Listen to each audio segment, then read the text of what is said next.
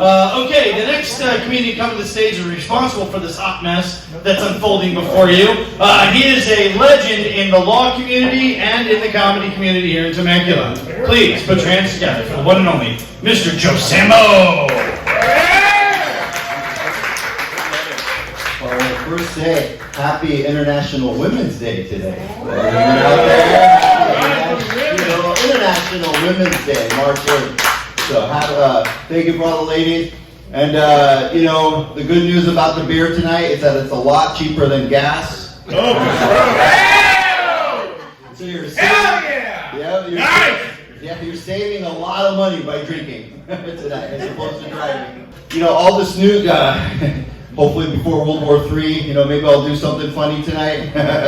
So, all this news with the Ukraine and Russia, it's pretty crazy to me because I grew up in Iraq, a country in the Middle East, right?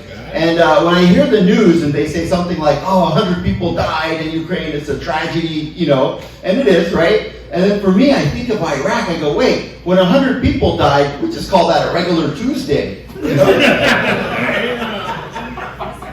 I mean, it was crazy back then. And in Iraq, oh my God, we don't know how lucky we have it here. The police here are so nice compared to the police in Iraq. I have to write down the examples. Okay, here we go. For example, in Iraq, there's no such thing as woke. If you're woke in Iraq, you're dead. Okay? That's a police rule, all right? You can be broke. We were broke, but you can never be woke, all right? Another thing that the police did not like in Iraq is any sort of if there was BLM, Black Lives Matter, nope. In Iraq, they only had one thing. It was NLM, No Lives Matter. And it was really scary because it was the police that had it tattooed on their shoulders, No Lives Matter. And then one time, the police, there was a big investigation. It must have been easy to be a police officer in Iraq. The rules were just shoot. Shoot, right? And then there was one time there was this big investigation because there was one police officer for a whole week, he did not kill anybody. Right? So they investigated. They said, Officer Ahmed, why we pay you so much money you don't kill nobody this week, huh? That was a big investigation. Another time, there was one police officer, he killed this guy, and they asked him, they go, why you killed him? He's like, he was looking at me funny. And they're looking like, he wasn't looking at you funny, he was just cross-eyed. The poor guy died because he was cross-eyed. He wasn't looking. I thought you looked at me funny. And then, when we moved here from Iraq to, is there an echo here? There is. One sec. That's okay. Okay. I was wondering, I'm like, is my head echoing again? I gotta call the doctor. So, when we came to America from Iraq, there was a lot of things that I had to get used to. For example, in America, the kids play this game called hide and seek. In Iraq, we used to play hide from the suicide bomber. And so when I translated to hide and seek, I was the best hide and seek player. We play hide and seek. They'd be like, what is Joe Samo doing, digging up a ditch? I'm like, hey, I know how to play this game, right? And then there was dodge ball. In San Diego, no. In Iraq, it was dodge the AK-47, You have 4 seconds to get home. And then, the best part, when I was a kid, I had one of my good friends, he was a kid too, right? We were in 5th grade together. His dad was like a cowboy, I'm a cowboy, right? And he took us, it was my first time ever, I went to this thing called a rodeo. Anyone ever been to a rodeo? It was the freaking craziest thing I've ever seen in my life. I was a little kid, we go to a rodeo. And I was wondering, I was scared, I'm like, why are they mistreating these farm animals so much, These poor farm animals, they're hiding them and roping them and riding them hard and beating them up. And I was like, man, in Iraq, we only did that to people, Farm animals were too, valuable. And then this guy's like, this ain't nothing, Joe Samo. This is just a PG version of a rodeo. And I'm like, PG version, what would be the rated R version of the rodeo? They start having sex with the animals? I couldn't believe it. Oh, by the way, I am a lawyer, so that's why I have a notebook. I cannot remember even my kids' names unless I have a notebook. This is how it is. I'm sorry. But I do remember these. I met these two gentlemen, James and Steve. I do remember their names. How you guys doing, James and Steve? Yeah. They're having a good time. I hope others are having a good time. He's drinking beer. He got the memo. Cheaper than gas. Oh, the other thing in Iraq, a difference that I had to get accustomed to.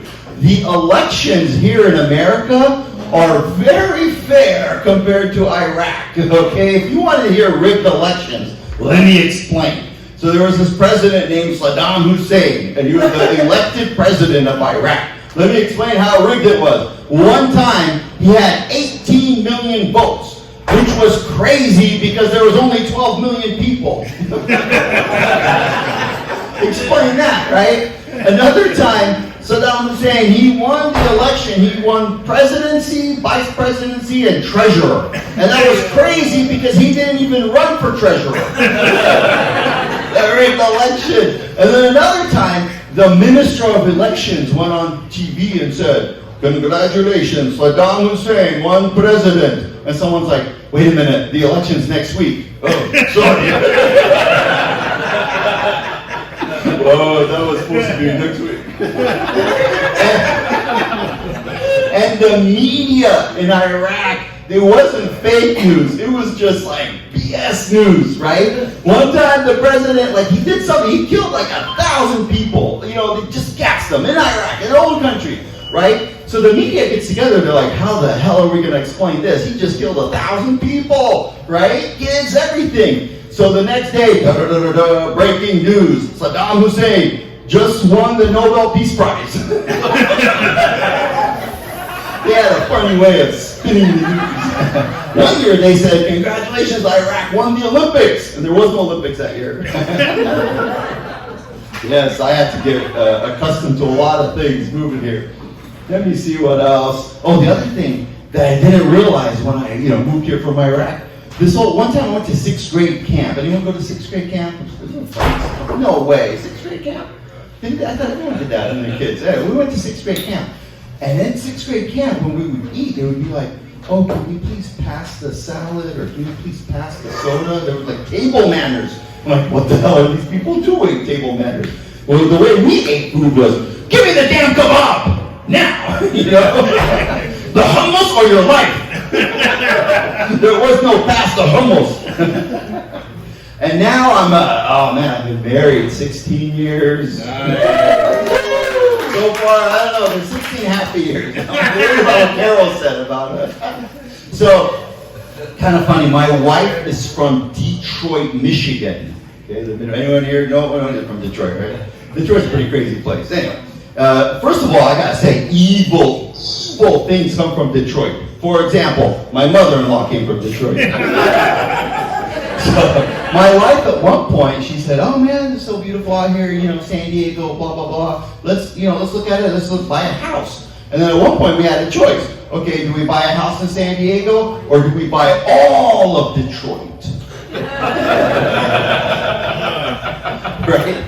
And I have relatives in Detroit, that's how I met her. They call me, they go, "Joe Samo, guess what? You could buy a house in Detroit for $1,000.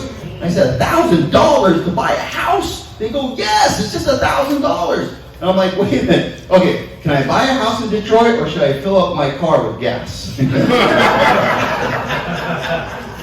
And being that I've been to Detroit, I said, I'll take the gas.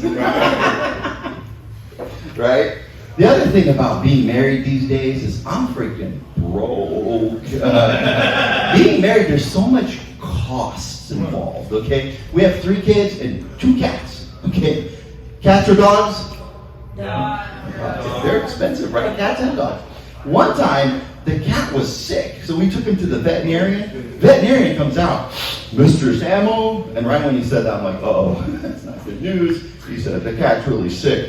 He swallowed a paperclip, and to get the paperclip out, we have to surgically remove it." And I'm like, "Okay, how much is that going to cost, Doc?" He said, $5,000. Whoa. I said, Doc, I don't care about the paperclip that much.